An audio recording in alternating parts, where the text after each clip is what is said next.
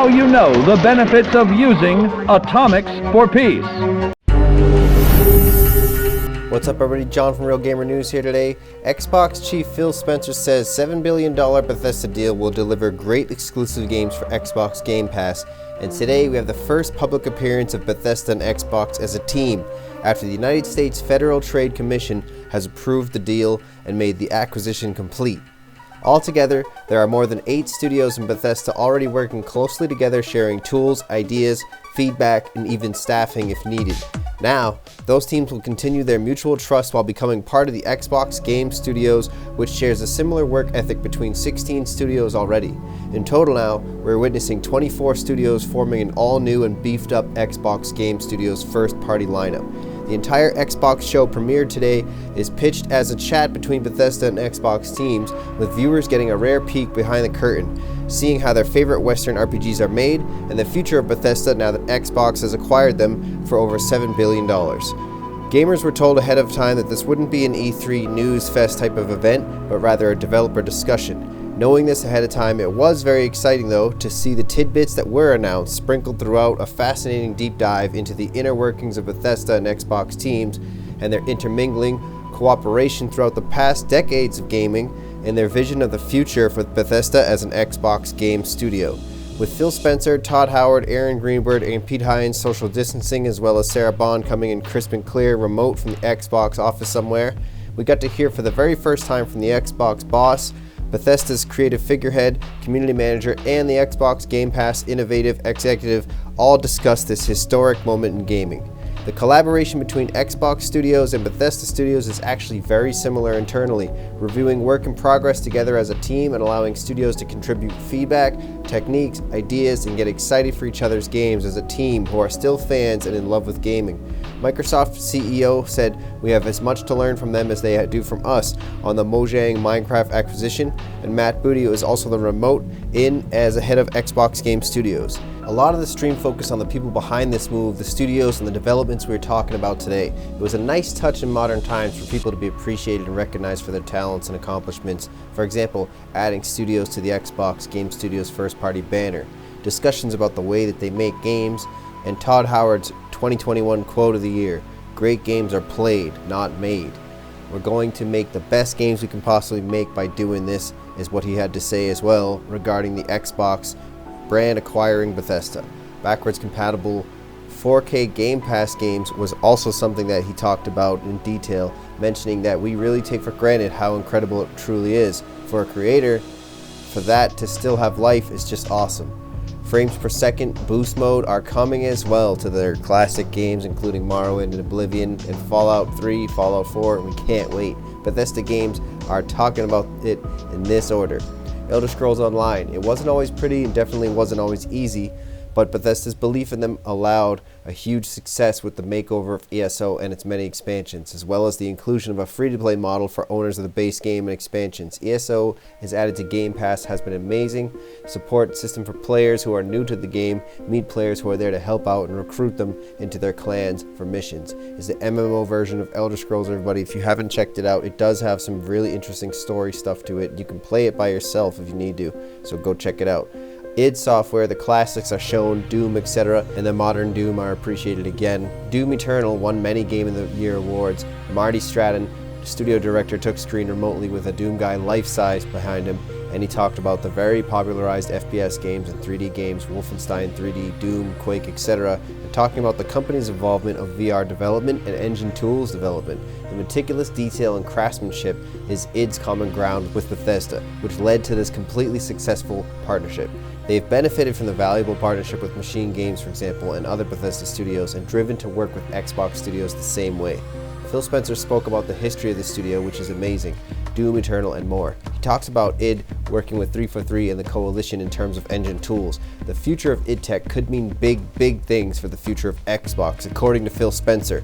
He also promises to make it a tool that, quote, so many developers can use, quote, which is amazing. It seems that id Tech is going to be a big engine that many people all over the world are going to be able to use to make games soon.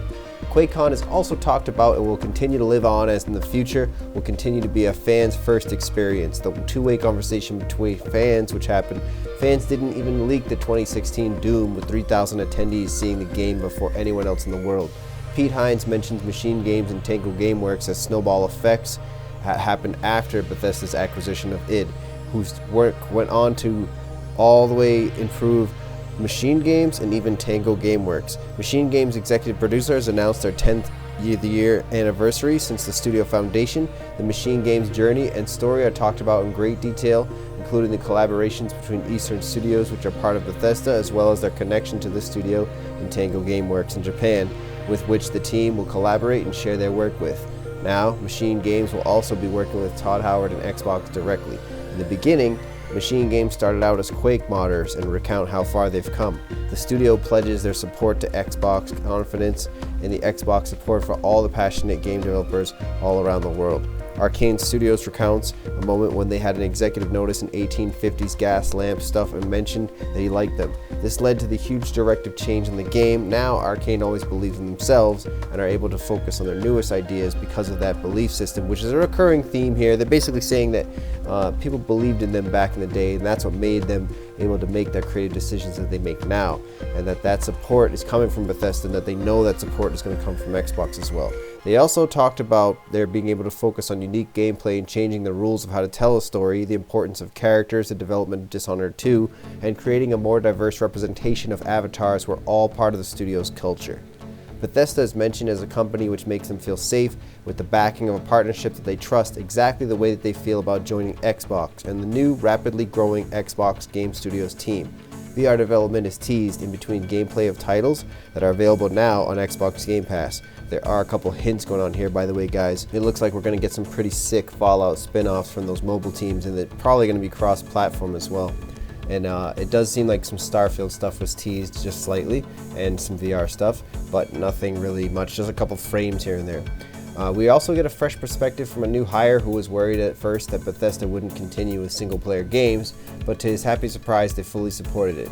And the first pitch meetings include Todd Howard and other developers have discussed. Collaborations with Machine Games is also remembered as something important, fun, and not demanded, but rather just a choice that developers make.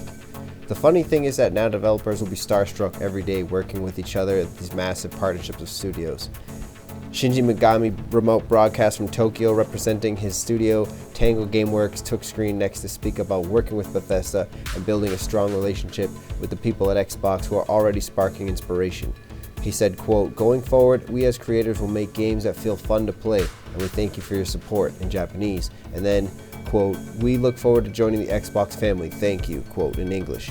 Phil Spencer reiterates that they're giving Bethesda's many studios the power to try many different new things and not just play it safe. He laughs, saying, "We don't need 20 games trying to do the same thing," quote, and makes exciting ambiguations about some of the unreleased studios and games not talked about during today's event, including Nova Scotia and Wisconsin studios Alpha Dog Games and Roundhouse Studios, which are making something exciting and could have been teased in recent gameplay snippets. Phil Spencer also expresses excitement to spend more time in Tokyo to get to know the Tango Gameworks even more and help propel their vision forward. Ashley Chang is another producer who is responsible for many great games with the help of over 700 developers at Bethesda Game Studios, the company behind titles like Morrowind and Oblivion. This is Todd Howard's right-hand man back in the Dark Brotherhood days. The value of a team is the sum of the problems they've solved together. The more games they've shipped together, the stronger the team gets. That's Ashley Chang's quote of 2021. Now, he's talking about taking 4 years to make Oblivion after Morrowind being a huge moment of trust for them with Bethesda.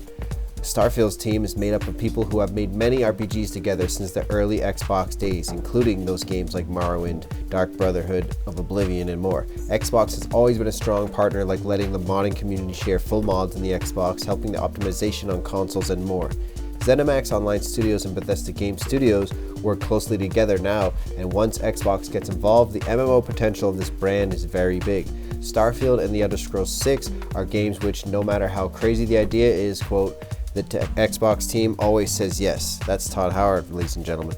Phil Spencer talked about the 10-year plan, which must remain secret for now since we don't know what will happen in the next 10 years yet, but they do have an idea. Soon they'll begin to talk about the next 2 years and then the next 2 years after that, and hopefully the next 2 years after that. While meanwhile, behind the scenes, the amount of smart people who have a shared vision of where gaming is going has just increased at Xbox.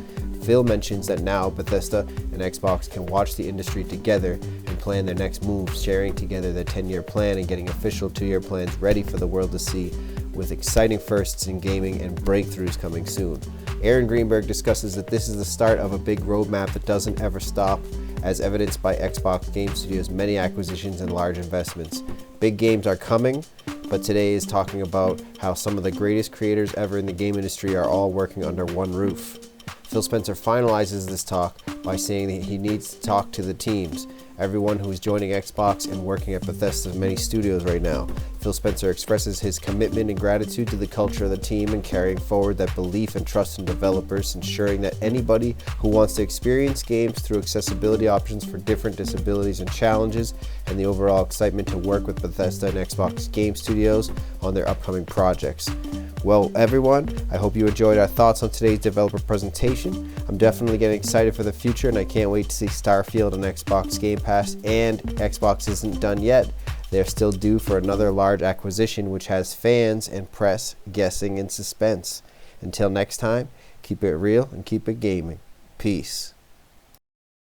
Thanks for checking out Real Gamer News today. If you liked the video, hit the like button. Subscribe if you're new here. Hit up RealGamerNewZ.com for the full list of everything you've seen here today. And until next time, keep it real and keep it gaming. Peace. Thanks for checking out today's video. Like and subscribe and ring the bell notification so you don't miss out on future videos. Peace.